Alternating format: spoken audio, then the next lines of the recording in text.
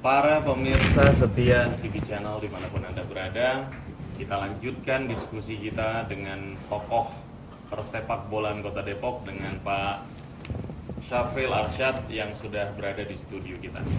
Pak Syafril, ada suatu pertanyaan yang cukup menggelitik di benak saya.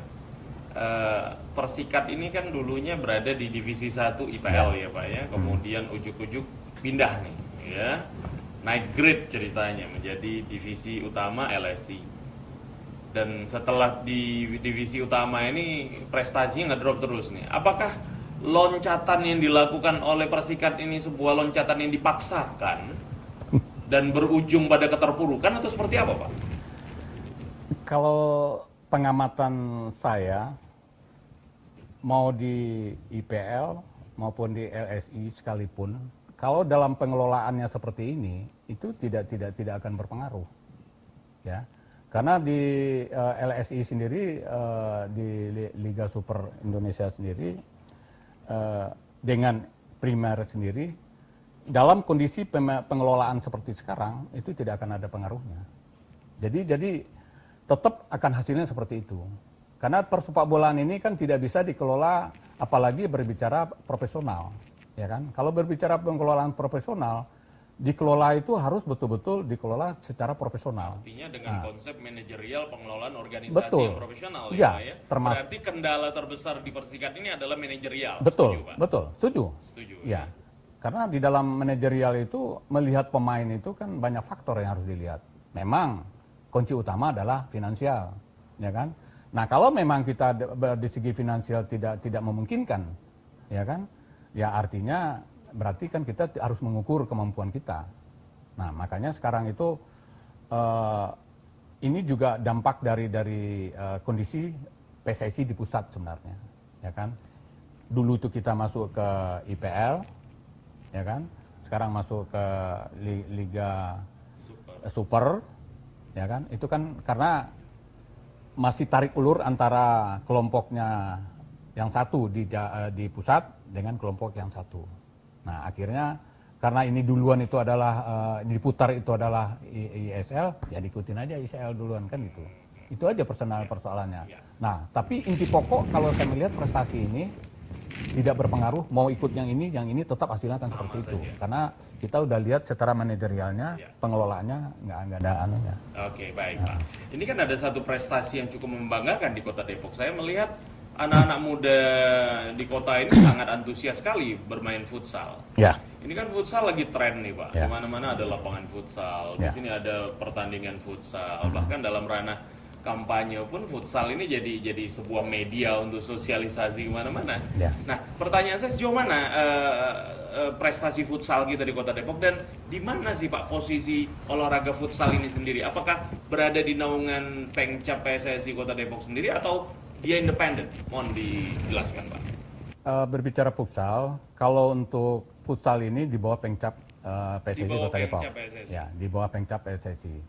Nah memang apa yang dikatakan Bung Edi tadi, prestasi dari futsal ini akibat maraknya gandrungan dari masyarakat anak generasi muda bermain futsal. Keterbatasan lahan Pak. Nah betul, bisa. Keterbatasan lahan dengan lapangan kecil yang main bisa banyak. Iya. Jadi futsal jadi alternatif yang menarik. Nah makanya dengan tren futsal yang banyak yang ada sekarang berkembang menjamur di Kota Depok, nah syukur alhamdulillah ya kan ini bisa kita kelola dengan baik.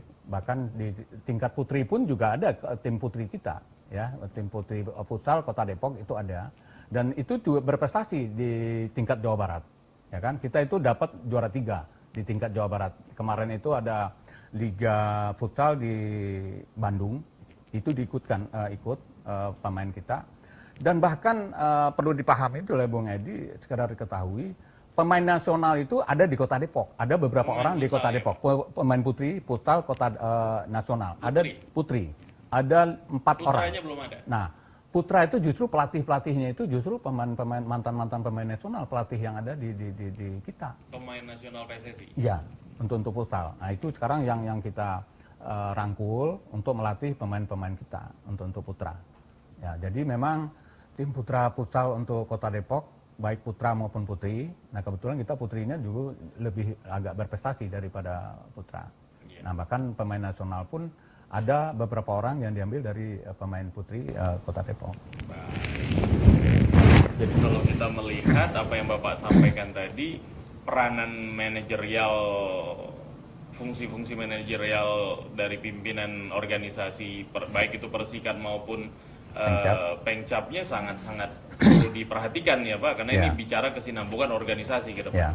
Pak, pertanyaan berikutnya adalah, ini apa strategi yang dilakukan oleh pengurus Pengcap PSSI untuk meningkatkan prestasi olahraga sepak bola termasuk futsal lah di dalam? Memang kalau seperti saat ini yang dilakukan oleh program kita di Pengcap ini, memang harus dilaksanakan sesering mungkin adalah kompetisi, ya kan? Nah, kompetisi ini dalam pengelolaan sepak bola itu sangat penting. Jadi kalau tidak ada kompetisi, itu tidak ada artinya. Kita bisa buktikan secara kenapa pemain nasional kita ini selalu kalah oleh pemain-pemain negara-negara asing, ya kan? Dengan kondisi persepak bolaan saat ini sebenarnya saya sangat prihatin. Naturalisasi itu untuk hanya sesaat, ya kan? Kita ambil pemain-pemain dari luar terus kita jadikan warga negara kita, ya kan? Nah, terus jadi pemain kita. Apa artinya gitu? Nah, seharusnya kalau memang pembinaan ini zaman dahulu itu ada piala jamiat. Dari bawah itu sudah ada piala suratin, ya kan? Nah, terus ada piala-piala untuk jenjang karir, jenjang umur itu ada kompetisi-kompetisinya. Nah, jamiat itu kan anak-anak kecil, ya, ada piala jamiat zaman dulu itu. Nah, naik sedikit piala suratin, ya kan?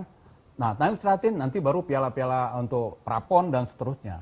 Nah, ini kan sebenarnya kalau itu dilakukan secara benar, saya pikir pembinaan sepak bola jangankan di Kota Depok, nasional pun juga akan berprestasi. Jadi bumbu konflik dari pusat ini ketularan sampai ke Depok ya Pak ya? Iya, karena juga pengaruh dari pembinaan juga enggak, sekarang itu kan tidak jelas pembinaannya. Makanya sekarang kan dulu itu ada ajang kompetisi tingkat-tingkat usia dini dan seterusnya, level usianya. Dulu Pak Safril. Baik, para pecinta CB Channel dimanapun Anda berada, pada sesi berikutnya saya akan tanyakan bagaimana sosok kepemimpinan ini yang akan mempengaruhi pola manajerial Pengcap PSSI sendiri untuk membangun prestasinya ke depan. Setelah pesan-pesan berikut, kita akan lanjutkan diskusi yang menghangat ini.